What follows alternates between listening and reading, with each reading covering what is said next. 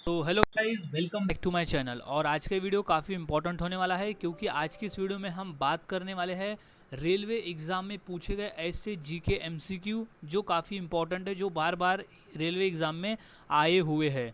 तो टोटल आज हम ऐसे 50 क्वेश्चंस की प्रैक्टिस यहाँ करने वाले हैं। तो सभी क्वेश्चन इंपॉर्टेंट है, सभी क्वेश्चंस के आंसर को आपको अच्छी तरह से याद में रख लेना है क्योंकि ये क्वेश्चन रिपीटेड पेपर में आए हुए हैं। शुरुआत करते हैं आज का हमारे इस जीके स्टडी की। तो सबसे पहला प्रश्न है, हड़प्पावासी किस वस्तु के उत्पादन में सर्वप्रथम थे? तो इसका सही जवाब है ऑप्शन नंबर सी, कपास। हड़प्पावासी कपास के उत्पादन में सर्वप्रथम थे। अब अगला सवाल है, नंद वंश का संस्थापक कौन था? इसका सही जवाब है ऑप्शन नंबर ए, महापद्नंद।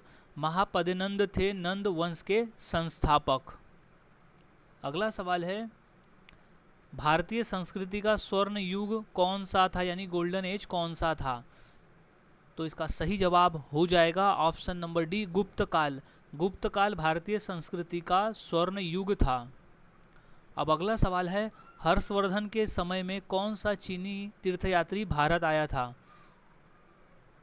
तो सही जवाब है ऑप्शन नंबर डी, हेनत्सांग। हेनत्सांग जो था वो चीनी यात्री था जो हर्षवर्धन के समयकाल में भारत आया था। अगला सवाल है, पोस्ट ऑफिस के लेखक कौन है? तो सही जवाब है option number C, Rabindranath Tagore है पोस्ट ऑफिस के लेखक। अब अगला सवाल है, निम्नलिखित में से किसने सत्याग्रह शब्द को गढ़ा? तो वो है option number B, Mahatma Gandhi ने सत्याग्रह शब्द को गढ़ा था। अगला सवाल है, भारतीय संविधान सभा की प्रारूप समिति के अध्यक्ष कौन थे, यानी मसौदा समिति के अध्यक्ष कौन थे? तो वो थे option number B, doctor B R Ambedkar थे मसौदा समिति के अध्यक्ष। ये मोस्ट इम्पॉर्टेंट प्रश्न है, इसे अच्छी तरह से याद में रख लेना है। अब नेक्स्ट क्वेश्चन है, संविधान के व्याख्याकार और संरक्षण कौन है, संरक्षक? तो वो है सर्वोच्च न्यायालय। सर्वोच्च न्यायालय होते हैं संविधान के व्याख्याकार और संरक्षक।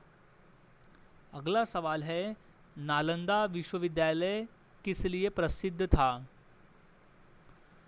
तो इसका सही जवाब है ऑप्शन नंबर डी, बौद्ध धर्म दर्शन के लिए। ये क्वेश्चन काफ़ी बार पेपर में आया है कि नालंदा विश्वविद्यालय किस लिए प्रसिद्ध था, तो वो था बौद्ध धर्म दर्शन के लिए। अब अगला सवाल है, उच्चतम न्यायालय के न्यायाधीशों की सेवानिवृत्ति की आयु क्या है? तो वो है 65 वर्ष। तो ऑप्शन नंबर ए इसका सही जवाब हो जाएगा 65 वर्ष। अगला सवाल है, तमिल का गौरव ग्रंथ जीवक चिंतामणि किससे संबंधित है? तो वो है ऑप्शन नंबर ए, जैन धर्म से संबंधित है। तमिल का गौरव ग्रंथ जीवक चिंतामणि जैन धर्म से संबंधित है। अब अगला सवाल है, मौर्य साम्राज्य में प्रचलित मुद्रा का क्या नाम था? तो सही जवाब है ऑप्शन नंबर ए, पन। मौर्य साम्राज्य में प्रचलित मुद्रा का नाम था पन। नेक्स्ट क्वेश्चन है, सिंधु सभ्यता निम्नलिखित में से किस युग में पड़ता है? तो सही जवाब है ऑप्शन नंबर डी, आद्य ऐतिहासिक काल में। आद्य ऐतिहासिक काल में पड़ता है सिंधु सभ्यता। अब नेक्स्ट क्वेश्चन है, न्याय दर्शन को प्रचारित किसने किया था? तो किया था गौतम बुद्ध ने। ऑप्शन नंबर बी इसका सही जवाब हो जाएगा। अगला सवाल है, किस मुगल शासक ने 2 बार शासन किया? तो राइट जवाब है ऑप्शन नंबर सी, हुमायूं ने 2 बार शासन किया था। अगला सवाल है, छत्रपति शिवाजी महाराज का राज्याभिषेक कहाँ हुआ था? तो इसका राइट जवाब है बी, रायगढ़ में। नेक्स्ट क्वेश्चन, नालंदा विश्वविद्यालय की स्थापना का युग कौन सा था, यानी किस युग में हुआ था?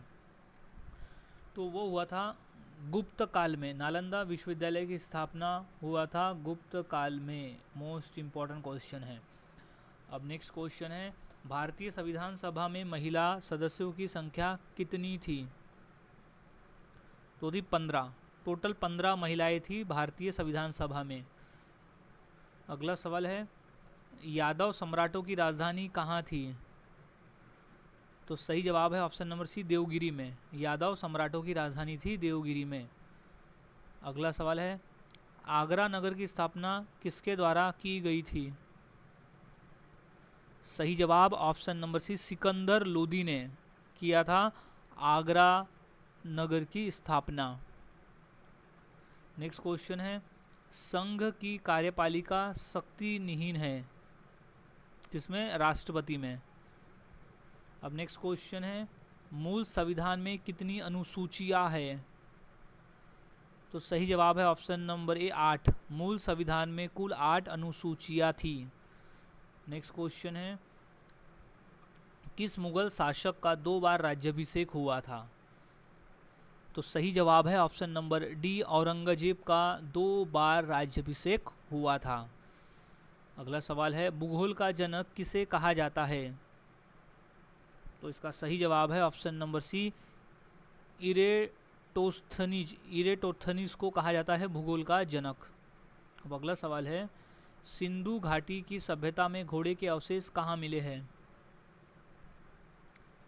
तो सही जवाब है ऑप्शन नंबर ए, सूरकोटदा में मिले हैं घोड़े के अवशेष सिंधु घाटी सभ्यता में। अब अगला सवाल है, चरक संहिता नामक पुस्तक किस विषय से संबंधित है?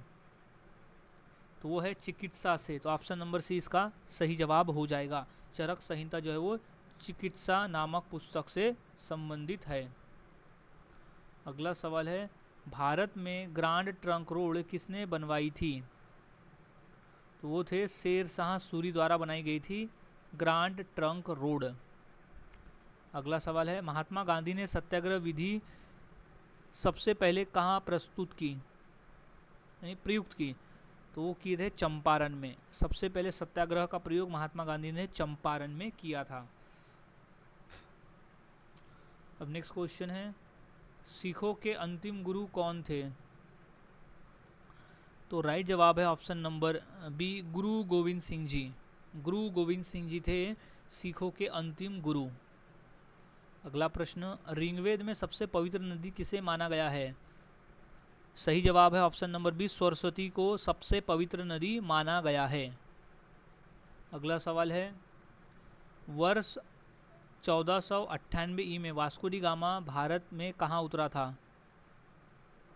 तो सही जवाब है ऑप्शन नंबर बी, कालीकट में। वास्को डी गामा कालीकट में उतरा था।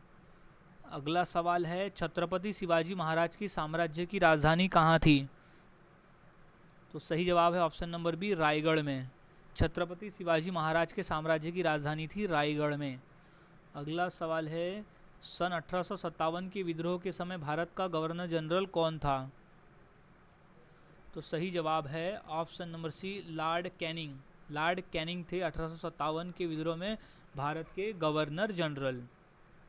अगला सवाल, भारत में अंग्रेजी शिक्षा किसके द्वारा लागू की गई थी? तो सही जवाब है option number C, William Bentinck. William Bentinck द्वारा अंग्रेजी शिक्षा लागू की गई थी। अगला सवाल है, भारत में आधुनिक शिक्षा का जन्मदाता किसे माना जाता है और किसे कहा जाता है? तो सही जवाब है option number A, Lord William Bentinck को कहा जाता है आधुनिक शिक्षा का जन्मदाता। अगला सवाल है, महावीर ने जैन संघ की स्थापना कहाँ की थी? सही जवाब ऑप्शन नंबर बी, पावापुरी में की थी। महावीर जैन ने जैन संघ की स्थापना। अब अगला सवाल है, सैनिक संगठन खालसा दल की स्थापना किसने की? तो सही जवाब है option number B, Kapur Singh द्वारा की गई थी खालसा दल की स्थापना। और खालसा पंथ की स्थापना किया गया था गुरु गोविंद सिंह जी द्वारा। तो दोनों को डिफरेंस याद में रखना है। खालसा दल जो सैनिक संगठन था उसकी स्थापना की थी कपूर सिंह ने। अब अगला सवाल है, वर्ष 1829 ई में सती प्रथा का उन्मूलन किसके द्वारा किया गया था?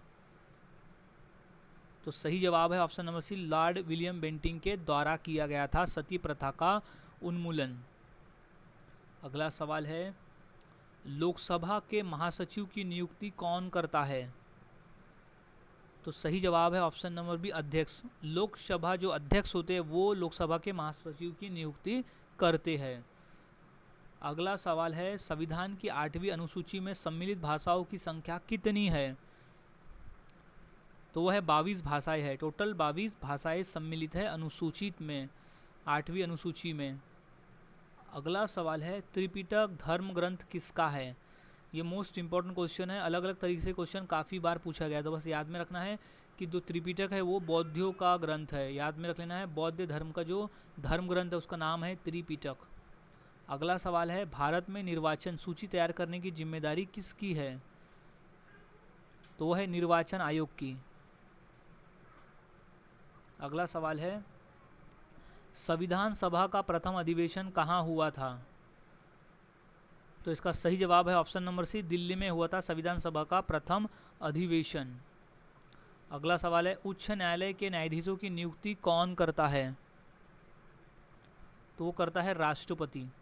उच्च न्यायालय में जो न्यायाधीशों की नियुक्ति है वो राष्ट्रपति करते हैं। अगला सवाल है स्वतंत्र भारत का अंतिम गवर्नर जनरल कौन था? तो वो थे सी राजगोपालाचारी। सी यानी चक्रवर्ती राजगोपालाचारी थे भारत के अंतिम गवर्नर जनरल। अगला सवाल है झंडा गीत किसने लिखा है?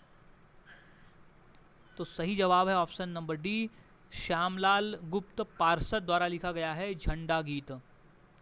अगला सवाल है अंगोर वाट कहाँ स्थित है? तो वह कंबोडिया में, सबसे बड़ा हिंदू मंदिर है अंगोर वाट जो कंबोडिया में स्थित है। खजुराहो स्थित मंदिरों का निर्माण किसने किया था? इस मोस्ट इम्पॉर्टेंट प्रश्न है ये। तो राइट जवाब है option number D, Chandel Rajput द्वारा किया गया था खजुराहो स्थित मंदिरों का निर्माण। अगला सवाल है सिंधु सभ्यता का पत्तन नगर यानी बंदरगाह कौन सा था? तो वो था लोथल। ऑप्शन नंबर डी इसका सही जवाब हो जाएगा लोथल, जो कि गुजरात राज्य में स्थित था। नेक्स्ट क्वेश्चन है उज्जैन का प्राचीन नाम क्या था? सही जवाब है ऑप्शन नंबर अवंतिका। उज्जैन का प्राचीन नाम था अवंतिका। सो गाइज आज की इस वीडियो में हमने ऐसे 50 क्वेश्चंस की प्रैक्टिस की जो काफ़ी इंपॉर्टेंट थे पेपर के पॉइंट ऑफ व्यू, क्योंकि ये क्वेश्चन बार बार पेपर में पूछे जा चुके हैं। तो सभी क्वेश्चंस के आंसर को आपको अच्छी तरह से याद में रख लेना है, क्योंकि सभी क्वेश्चन इंपॉर्टेंट है पेपर के पॉइंट ऑफ व्यू।